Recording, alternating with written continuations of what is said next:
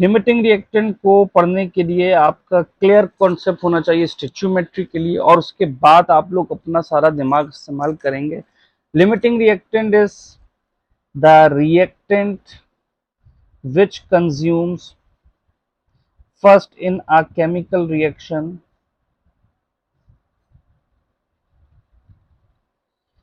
which consumes first in a chemical reaction, या फिर इसको ऐसे भी कह सकते हैं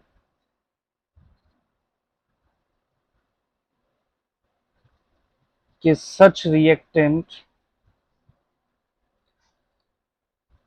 which produces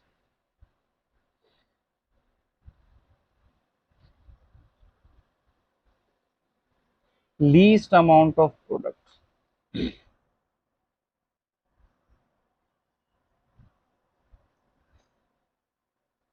तो इन शॉर्ट बात यह है कि लिमिटिंग रिएक्टेंट केमिकल रिएक्शन में मौजूद एक ऐसा रिएक्टेंट होता है जो कंप्लीट रिएक्शन को कंट्रोल करता है, ठीक है।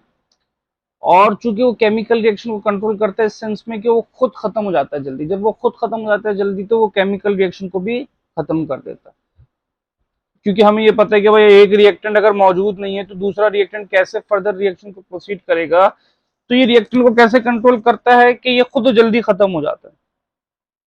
अब ऐसी सिचुएशन में ये जो रिएक्टेंट होता है ये डिसाइड करता है कि प्रोडक्ट कितना बनेगा। फॉर एग्जाम्पल कि हम एक सवाल देखें, हमारे पास एक सवाल है, लेट्स सपोज कि magnesium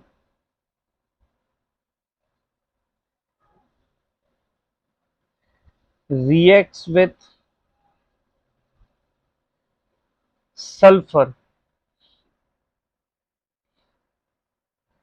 to produce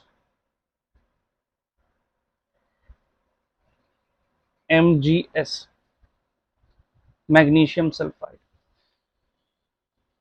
How many grams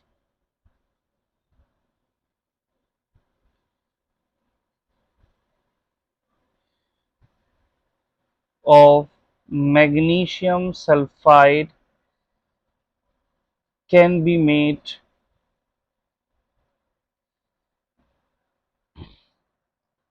from 1.50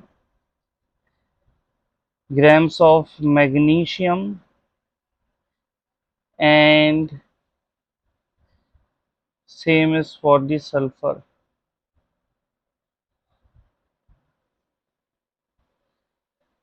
और हमारे पास इक्वेशन आ जाती है magnesium plus sulphur producing magnesium sulphide. अब देखें, अगर कोई क्वेश्चन ऐसा है कि जिस क्वेश्चन में मोर देन वन रिएक्टेंट की अमाउंट गिवन है और प्रोडक्ट की अमाउंट पूछी जा रही है, तो इनडायरेक्टली तौर पे the question is asking you to determine the limiting reactant, and with respect to the limiting reactant you have to find out the product of that desired you have to find out the amount of that desired product। तो इस वक्त बिल्कुल वही काम है कि आपसे कहा जा रहा है कि 1.50 grams of magnesium and 1.50 grams of sulphur जो है आपस में रिएक्ट कर रहे हैं, तो एक से ज्यादा रिएक्टेंट की अमाउंट मौजूद है। तो पहले आपने ये फाइंड करना है कि इन दोनों में से लिमिटिंग रिएक्टेंट कौन है, यानी कि कौन लीस्ट अमाउंट ऑफ प्रोडक्ट बनाएगा, और उसी की रिस्पेक्ट से फिर बता देंगे कि भाई प्रोडक्ट की अमाउंट कितनी बनेगी।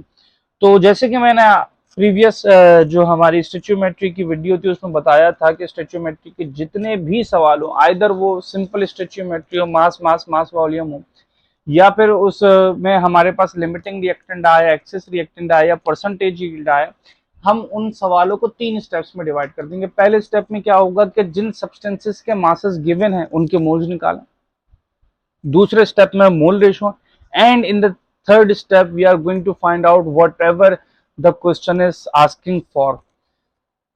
तो चलते हैं सॉल्यूशन पे। तो सॉल्यूशन हमने परफॉर्म किया,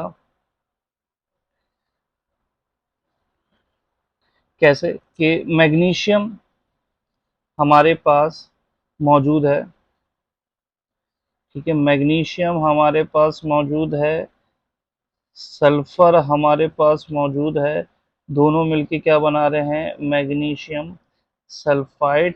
तो हमने अपना पहला स्टेप क्या करना है, हमने लिखा finding the moles of each substance, finding the moles of each substance.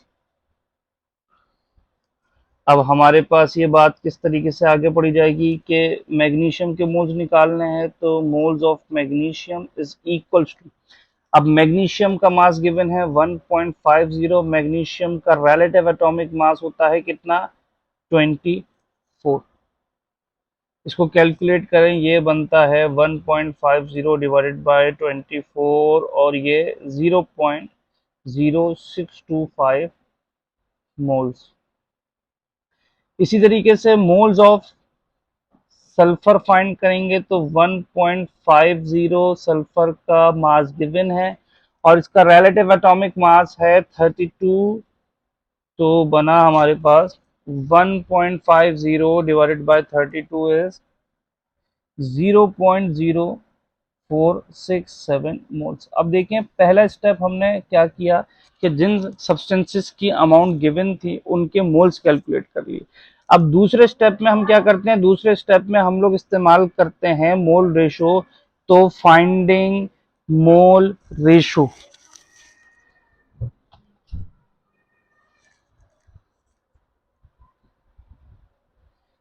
Finding mole ratio. अब मोल रेशो में क्या है कि भाई मैग्नीशियम सल्फाइड की एट द एंड आपने अमाउंट फाइंड करनी है, तो for each from each reactant हम लोग प्रोडक्ट के साथ उसका मोल रेशो फाइंड करेंगे।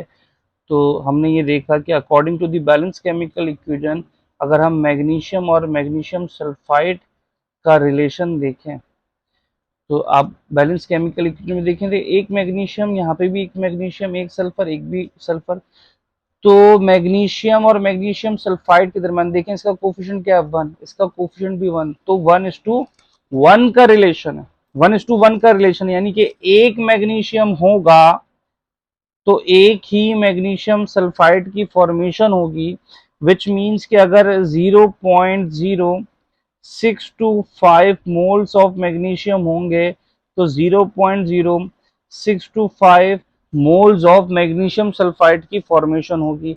सिमिलरली अगर हम सल्फर के साथ मैग्नीशियम सल्फाइड का मोल रेशो फाइंड करें तो ये भी 1:1 का रिलेशन बनता है, यानी कि 0.0467 moles of sulphur will produce 0.0467 moles of magnesium sulphur. तो आप देख सकते हैं इस स्टेप 2 में हमने जो मोल रेशो लगाए, तो मोल रेशो से हमें आइडिया हुआ कि from which of the reactant the least amount of product is going to form. So हम लोग इजीली कह सकते हैं कि भाई सल्फर की मदद से मैग्नीशियम सल्फाइड की लीस्ट अमाउंट बन रही है, तो sulphur is the limiting reactant. तो हमने यहाँ पे वाज़ेह तौर पे इस बात को मेंशन किया कि since sulphur gives least amount of product,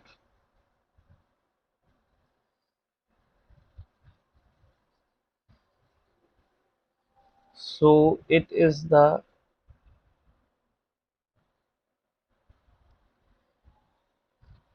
limiting reactant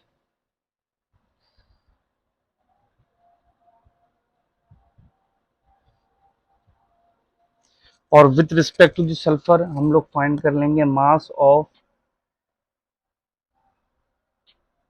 magnesium sulphide तो पहले हमने लिखा मोल्स ऑफ मैग्नीशियम सल्फाइड, हमें क्या पता चला कि कितने हैं, ये हमें पता चला कि हैं 0.0467।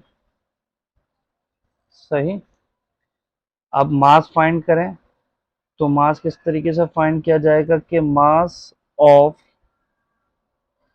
Magnesium sulphide from moles find करने के लिए हम इसके मोल्स को मल्टीप्लाई कर देंगे इसके मॉलिक्यूलर मास से। तो ये मोल्स आए 0.0467 और मॉलिक्यूलर मास बना हमारे पास 56, which is equal to 2.6152 grams.